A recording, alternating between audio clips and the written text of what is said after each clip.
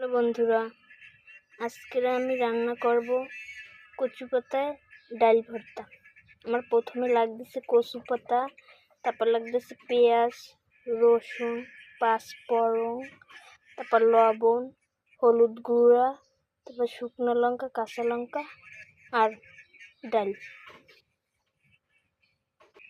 আমি এর ভিতরে ডাল, তারপরে পেঁয়াজ কুচি, রসুন আর কাঁচা লঙ্কা দিয়ে দেবো।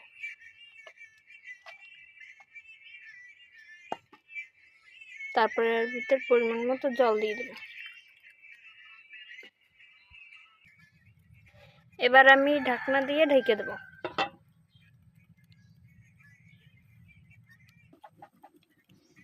এবার আমি ঢাকনা উঠিয়ে ভালোভাবে নাড়িয়ে দেবো।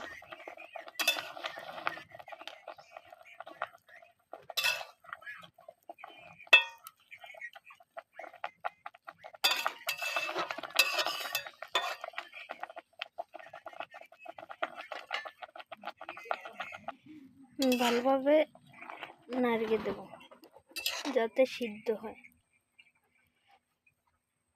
তারপর আবার ঢাকনা দিয়ে দেবো। আমার ডাল সিদ্ধ হয়ে আসছে। এবার এর ভিতরে আমি পরিমাণ মতো লবণ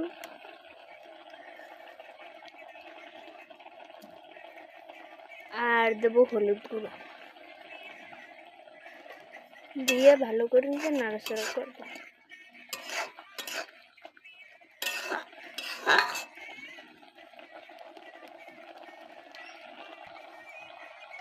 আমার জল প্রায় কমে এসে, জল কমে আসলে এটা নামাবো। কড়াইতে আমি সরিষার তেল দিছি, কারণ ভর্তায় সরিষার তেল দিলে ভালো লাগে খাইতে। এরপরে আমি শুকনো লঙ্কা দিয়ে দেবো, তার ভিতরে দেবো পাঁচফোড়ন,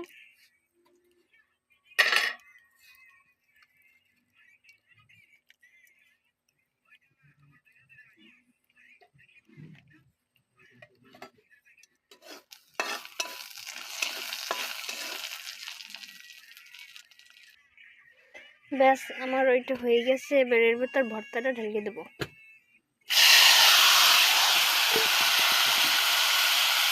এবার ভালোভাবে নাড়াচাড়া করব।